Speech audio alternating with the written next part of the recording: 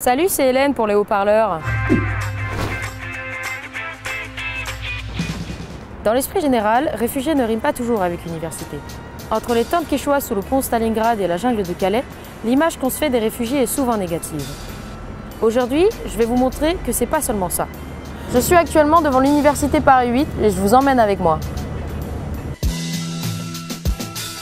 La présidence de Paris 8 avait la volonté de créer un diplôme universitaire pour aider les réfugiés.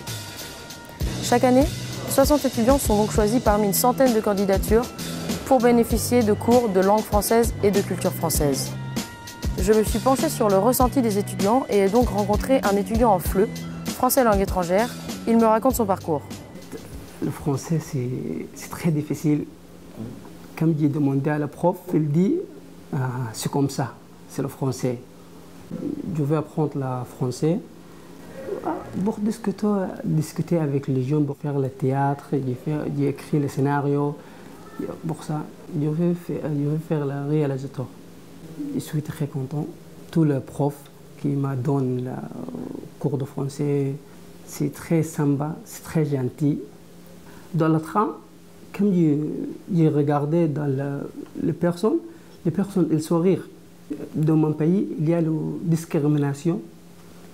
Ici, il n'y a pas de discrimination.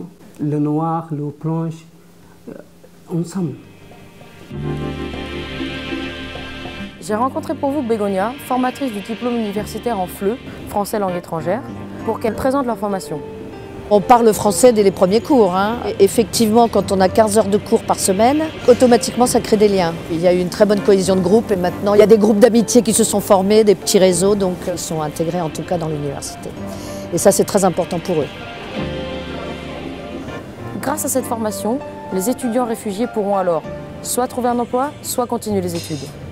Je vous emmène maintenant sur les Champs-Élysées pour rencontrer Salah, palestinien d'origine ayant vécu en Syrie, qui a suivi la formation FLE, français langue étrangère.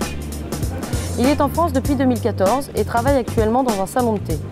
J'essaie à m'intégrer parce que quand on parle pas ou quand on reste dans notre environnement d'arabe, c'est plus difficile à communiquer avec tout le monde. J'ai des amis français, presque 3 ou 4 personnes.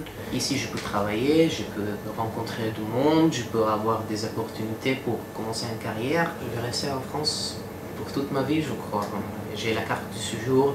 Après quelques années, je vais demander la naturalisation. J'ai trouvé des écoles à Paris qui font les BTS en aéronautique. Après, j'aimerais bien travailler dans l'aéroport.